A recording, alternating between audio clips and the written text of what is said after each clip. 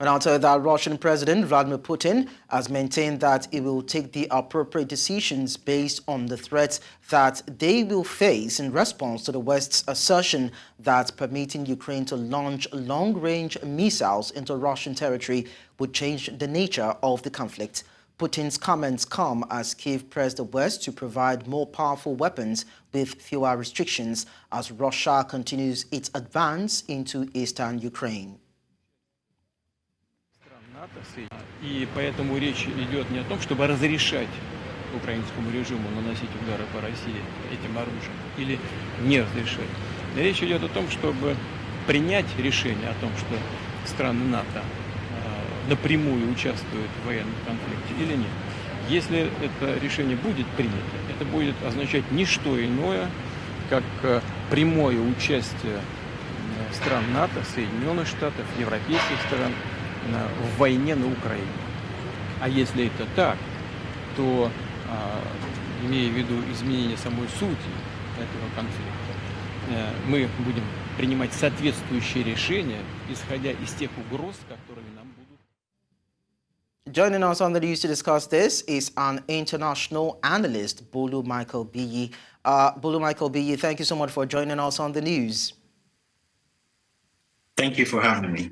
All right. So what specific actions do you think President Putin is considering when he talked about crossing the red line in context of the Ukraine conflict? Well, what he meant by a red line is the usage of long-range, missile, in the war. And he believes that the Ukrainian military do not have the capacity to operate the launching of this missile.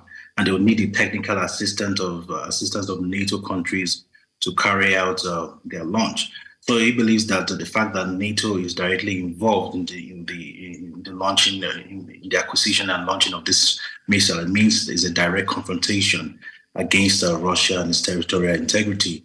So basically, I believe that Putin does not have the moral standard to caution NATO, being that he is acquiring the same type of weaponry from Iran. And the question to ask him in the delusion is if the case would have been different if Ukraine acquired these missiles from a non-NATO country and the Ukraine military are trained to launch the missile. Would his position be the same? Probably not, which means that Putin has a problem with NATO, not with Ukraine. But he himself was actually crossed the red lines by attacking Ukraine, a sovereign state, unprovoked with offensives, and military actions in the country. So is it that him also doing what he's saying others should not do? Yeah, that's what it means in essence. Evil must come with equity, must come with clean hands. He doesn't have the moral justification to caution NATO in any way, because he's possessing the same type of weaponry from Iran. So he's saying in essence that he has the right to acquire and launch this missile anytime he wants, but NATO or Ukraine does not have the capacity. That's like literally asking them to throw themselves under the bus and just giving to him in the war, which is very unlikely to happen. So if Ukraine were to use Western long-range missiles to strike Russian territory, how do you think this will pan out? What form do you think this could escalate into? Well, Putin has not especially said what his response will be, but he said he's going to take it as a direct confrontation by NATO against Russia. He didn't spell out exactly what his response will be, but it's not the first time that it's going to be spelling out threats against Western powers. When he invaded Ukraine in 2022, he mentioned that any country that comes against their special operation, that is the invasion of Ukraine, they would experience a retaliation like they've never seen before in their history. But nothing like that happened. The Western nations have been supplying Ukraine ever since. And Russia is just a country. They do not have the capacity, the military capacity to fight NATO on its own, because NATO is a combination of several powerful countries, USA, Canada, UK, France. They cannot fight even the USA alone by its military strength. So Russia knows that they do not have the capacity to actually fight NATO in anywhere. So I think what NATO will do is just ignore its threats because they know that Russia, they do not have the capacity to fight them. Okay, now, Russia has actually revoked the accreditation of 6 British diplomats, accusing them of spying. So do you think that this could be a coincidence? I don't think it's a coincidence because it's coming at the time when the British Prime Minister, Keir Starmer, is paying a visit to President Joe Biden. And one issue that is, crucial, that is big on the table is the use of long-range missile, in the war. And it's just Keir Starmer is basically going there to re-echo what members of the Congress are saying, and also the request of the Ukrainian president.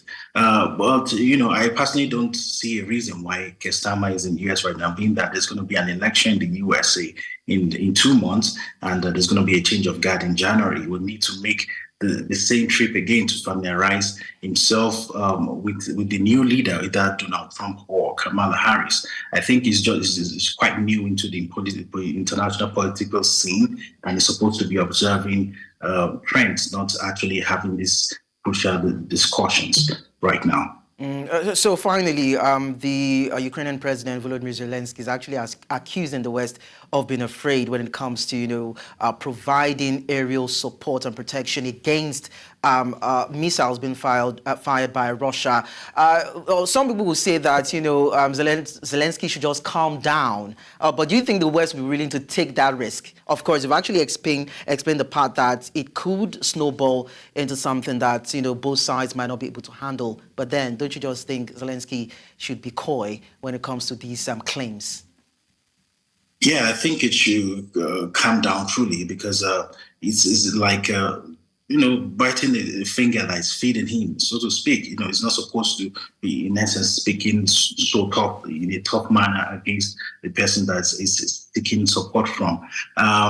They have a very crucial decision to make right now. If they decide to use these long-range missiles in Russia, it might actually escalate the war and we might plunge into another third world war. If they decide not to listen to hearken to the threats of Putin, might be as though that they are afraid of him. So they just kind of put themselves into an unnecessary dilemma right now, and we can just wait and see what the outcome of their deliberations will be. Okay, Bolu Michael, thank you so much for sharing your thoughts with us. Thank you for having me.